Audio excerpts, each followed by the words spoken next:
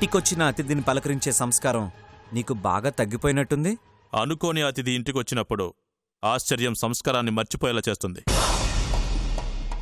గెలిచిన విజయాన్ని పంచడానికి వచ్చావా? ఇకపై ఇదే జరుగుతుందని చెప్పడానికి వచ్చాను.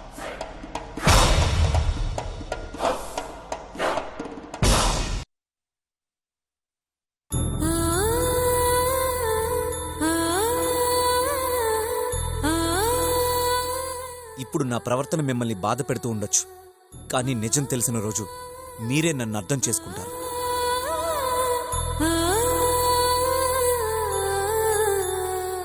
ఒక్క విషయం తెలుసుకో వైషు, విషం కలిసిన పాలు కూడా తెల్లగానే కనిపిస్తాయి, కానీ నిమిషాల్లో ప్రాణాలు తీస్తాయి.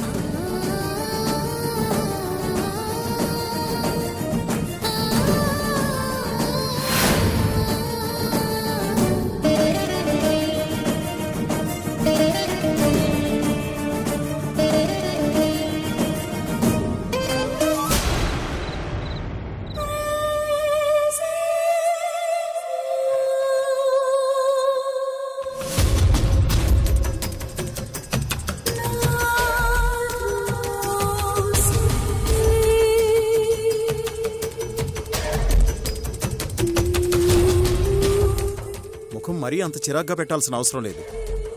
నేను మిమ్మల్ని అప్రిషియేట్ చేయడానికి వచ్చాను.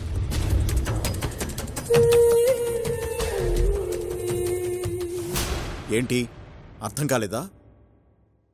దుష్టద్వయం కలిసి ఘన విజయం సాధించారు కదా. వంకర మాటలు మాట్లాడమాక.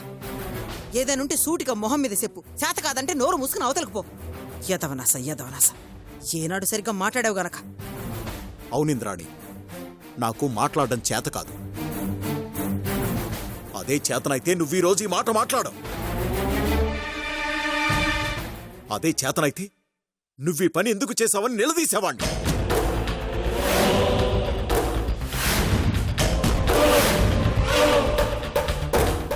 మొత్తానికి నువ్వు అనుకున్నది సాధించావు.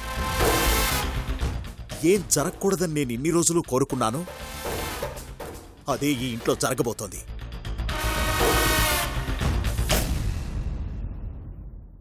నా జీవితంలాగే నా మేనకోళ్ల జీవితం కూడా నాశనం కాబోతోంది.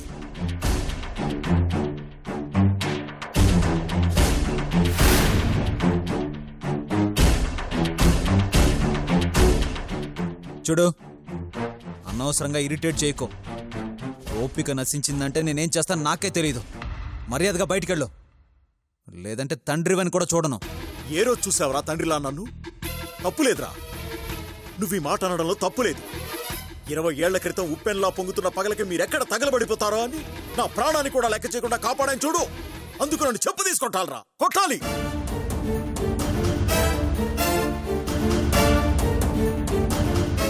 నువ్వు వీళ్లలాగా తయారవ్వకూడదని, నీకు మంచి విలువ మానవత్వం విలువ తెలియాలని ప్రేమతో పెంచానురా.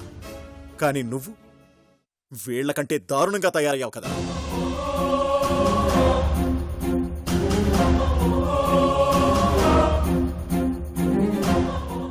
రోజులా తయారై ఇంతమంది జీవితాలతో ఆడుకుంటున్నావని ఆనాడే తెలుసుంటే మనసు చంపుకొని ఆ రోజే చంపేసేవాణ్ణి.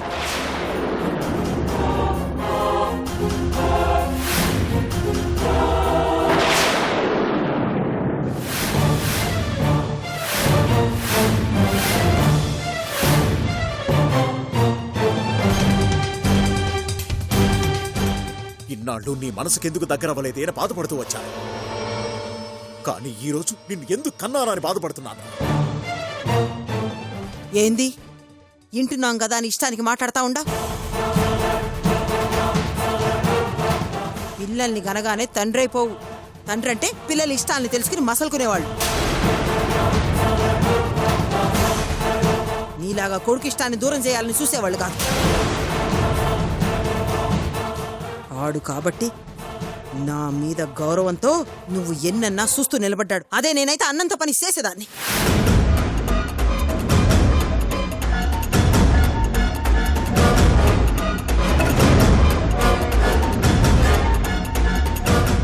అయినా వంతపాడు నీకేం కొత్త కాదుగా. అయితే సెల్లెల్ని, కాదంటే మేనకోడల్ని, అది కాదంటే అన్నని, అలా ఆళ్ళని ఈళ్ళని వెనకేసుకొచ్చి మాట్లాడు తప్ప కొడుకుని ఆడి మనసును ఏనాడు అర్థం చేసుకున్నావు గనక.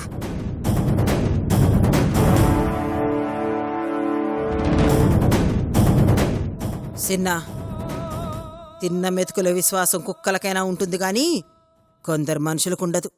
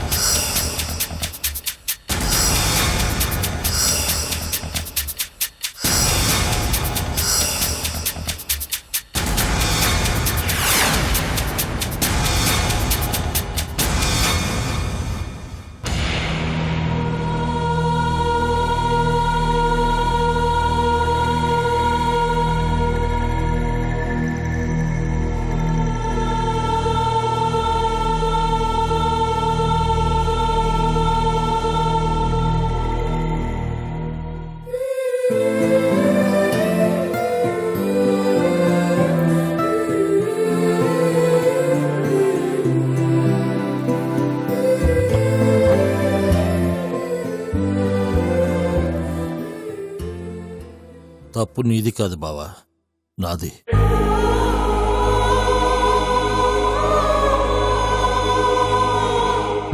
నా చెల్లికి 10 ఏళ్ళు ఉన్నప్పుడు అనుకుంటాను, ఎవరో కుర్రాడు ఏడిపిస్తున్నాడని చెప్పగానే వెళ్ళి వాడి చెయ్యరక్కొట్టాను. కానీ ఆ తర్వాతే తెలిసింది నా చెల్లి ఆ కుర్రాడి మీద కోపంతో అబద్ధం చెప్పినాదని. చిన్నపిల్ల కదా, పెద్దయ్యాక మారుతుందిలే అని సమర్థించుకున్నాను.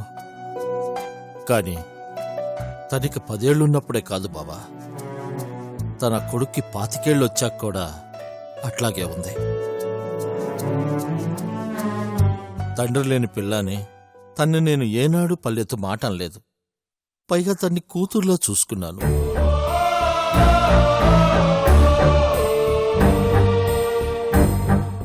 నీకు నా చెల్లికి పెళ్లి జరిగినప్పటి నుండి ఈ 4 గోడల మధ్య ప్రేమగా మాట్లాడుకునే ఆ 4 మాటలు కూడా కరువయ్యాయని నాకు తెలుసు బావా.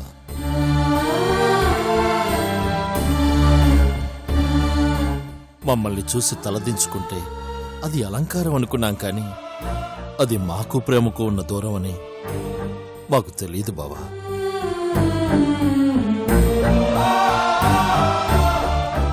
నా చెల్లెలన్న మాటలకి నువ్వింత బాధపడుతున్నావే, మరి నా చేతలకి నీ చెల్లెలు ఎంత కుమిలిపోయి ఉంటుంది బావా.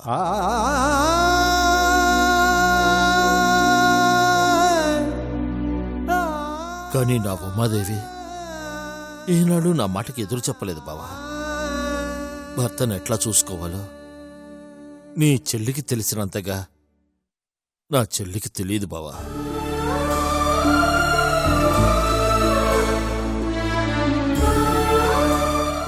అవును బావా, నా ఉమాదేవి బంగారం.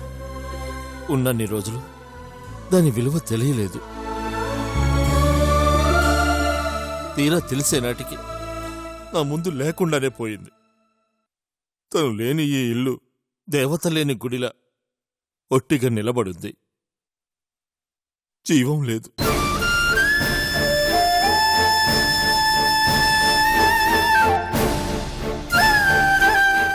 నా చెల్లెల నా మాటలకి నేను క్షమాపణ అడుగుతున్నాను. నన్ను క్షమించు బావా.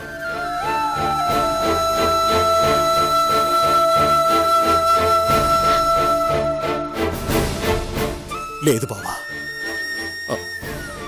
ఇది నాకు అలవాటే. పెళ్ళైన కొత్తలో ఓ నమ్మకం ఉండేది, తనని మార్చుకోగలనని. తర్వాత తెలిసింది ఆ నమ్మకం ఎదురుచూపులోనే జీవితాన్ని గడిపేస్తుందని.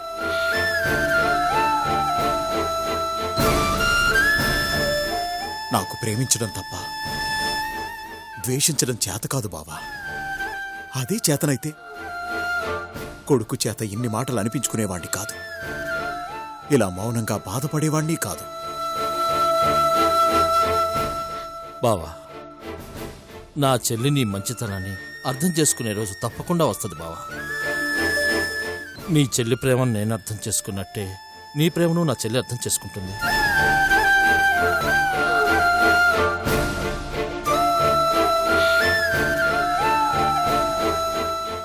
నీ చెల్లి ప్రేమ నన్నెంతలా మార్చిందంటే ఇంకొద్ది రోజులు నా ఉమాదేవి కనపడకపోతే పిచ్చివాణ్ణి అయిపోతానేమో బావా.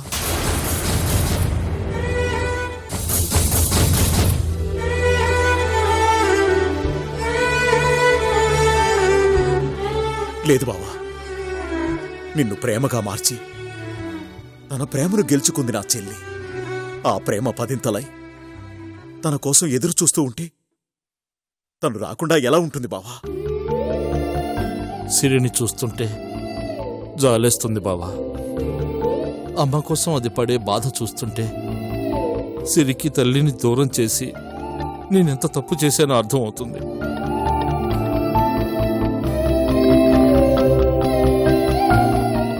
సరే బావా, ఇవన్నీ మనసులో పెట్టుకోకు. ఎలా జరగాలో కాలమే నిర్ణయిస్తుంది.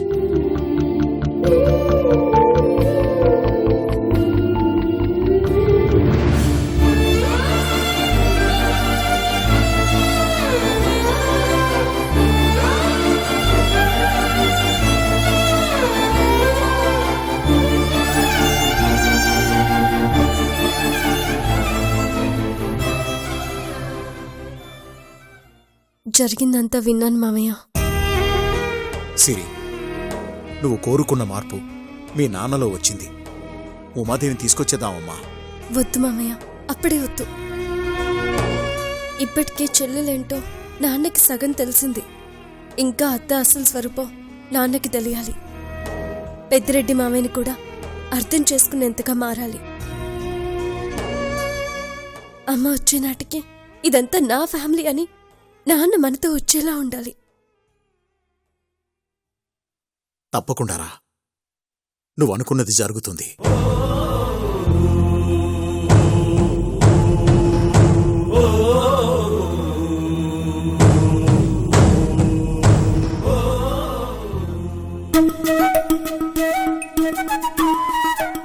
ఈరోజు నువ్వు ఇంట్లో ఉండుంటే ఎంత ఆనందపడేదానివో తెలుసా?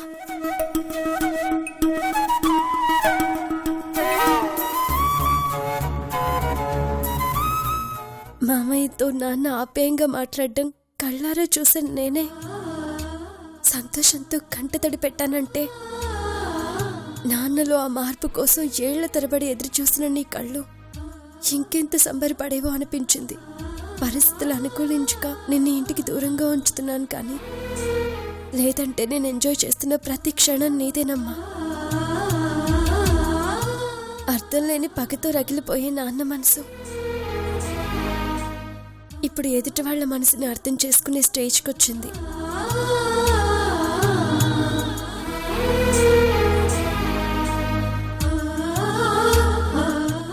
ఇదంతా చూస్తుంటే త్వరలోనే మన రెండు కుటుంబాలు ఒకటైపోతాయన్న నమ్మకం కలుగుతుందమ్మా.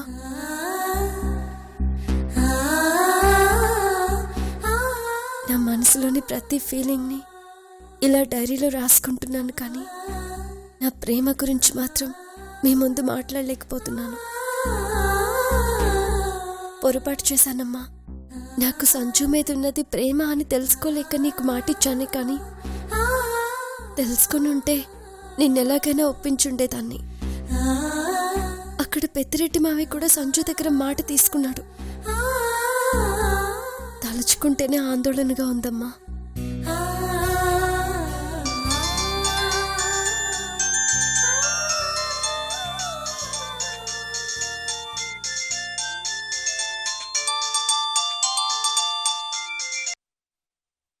హాయ్ ప్రిన్సెస్, ఏం చేస్తున్నావు?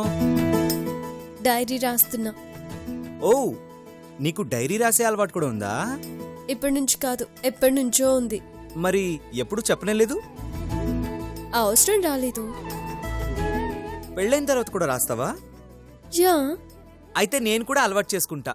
అప్పుడు ఎంచక్క ఇద్దరు డైరీలోంచి ఫీలింగ్స్ షేర్ చేసుకోవచ్చు. మొద్దు, నీకు బుర్ర లేదని తెలుసు, కానీ మరీ ఇంత మట్టి బుర్రని తెలీదు. ఏమైంది? డైరీ అనేది పర్సనల్ ఫీలింగ్స్ని రాసుకునేది.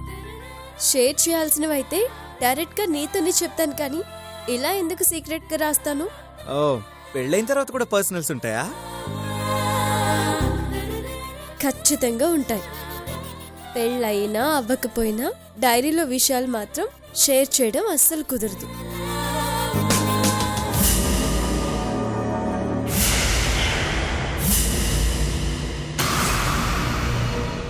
అయినా మన పెళ్లి గురించి తలుచుకున్న ప్రతిసారి నాకు టెన్షన్ పడుతుంది. ఏ అంటే ఓవర్ కాన్ఫిడెన్స్తో మన ఇద్దరి మధ్య ఉన్నది కేవలం ఫ్రెండ్షిప్ మాత్రమే అని తెగ ఫీల్ అయిపోయి, అమ్మకి నేను, పెద్దిరెడ్డి మావికి నువ్వు, మన మధ్య ప్రేమ లేదు, ఎప్పటికీ రాదు అని మాటిచ్చేశాం. వాళ్ళేమో స్ట్రైట్గా దాన్నే ఫాలో అవుతున్నారు. ఇప్పుడు మన మధ్యున్నది ప్రేమ అని తెలిస్తే మా అమ్మాయినా కన్విన్స్ అవుతుందేమో కానీ మామయ్య మాత్రం కన్విన్స్ అవ్వరు.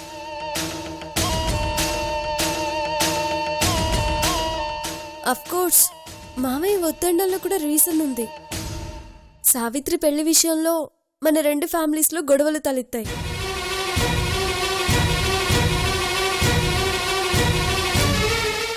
ఇప్పుడు ఇంద్రాణి అత్త నన్ను అక్షయ్ని ఒకటి చేయాలని చూస్తుంది. ఇలాంటి టైంలో మనల్ని లవ్ చేసుకుంటున్నామని తెలిస్తే గొడవలు ఎక్కువ అవుతాయేమోనని మామయ్య భయం.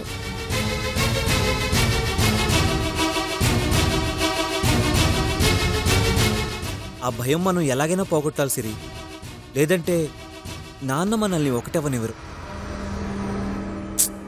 మన ప్రయత్నం మనం చేద్దాం సంజు. అబ్బాయి ఆ దేవుడే మనకి హెల్ప్ చేస్తాడు. కానీ ఒక్క విషయం, మనం చెప్పకుండా మామయ్యకి మన లవ్ మ్యాటర్ తెలిస్తే మాత్రం చాలా ప్రమాదం. మనం తనని మోసం చేశామని హర్ట్ అవుతాడు. ఆ తర్వాత మనం ఏం చేసినా లాభం ఉండదు. Yeah, you're right Siri. Okay Sanju, నాకు నిద్ర వస్తుంది. బాయ్. Bye princess.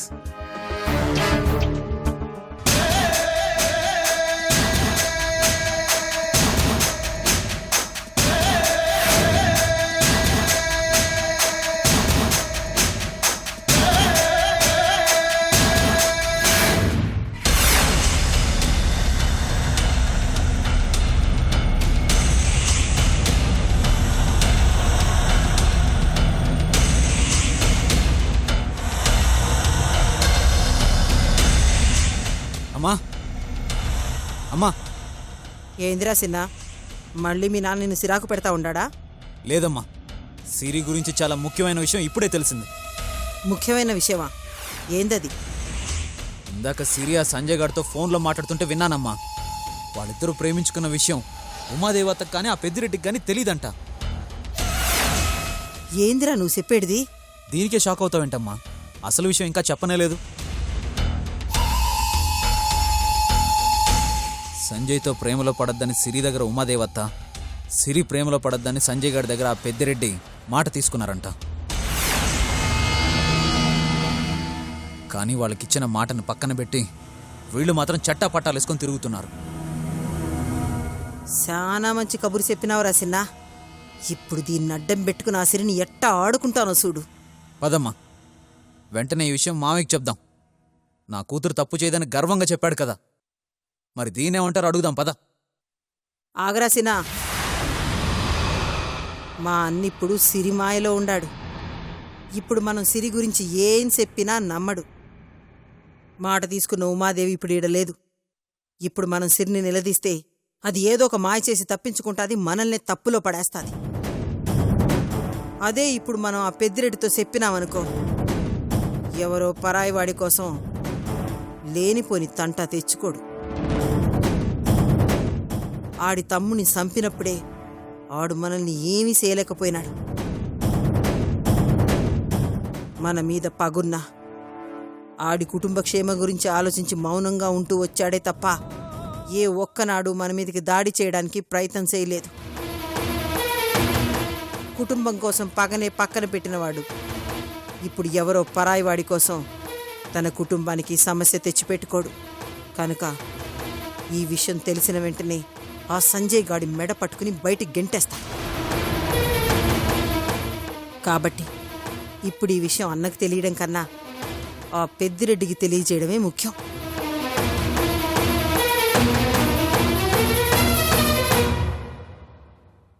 మన వైపు కత్తికి పదును లేదు కాబట్టి పదునున్న వైపు నుంచి నరుక్కు రావాలి. ఒక్కసారి ఆ సంజయ్ గాడు అడ్డు తొలగినాదంటే నీ పెండ్లికి ఎటువంటి ఆటంకమూ ఉండదు. ఆ సిరి సచ్చినట్టు నీతో పెండ్లికి ఒప్పుకుంటాది. అన్న తన వైపు ఉన్నాడన్న పొగరుతో దాని ప్రేమ విషయం నా ముందే ఒప్పుకుని నాతో సవాల్ విసిరినాది కదరా, దానికి నేనేందో చూపిస్తాను. ఈ ఆలోచన బానే ఉందమ్మా, కానీ ఆ పెద్దిరెడ్డికి ఈ విషయం ఎలా తెలియజేస్తాం?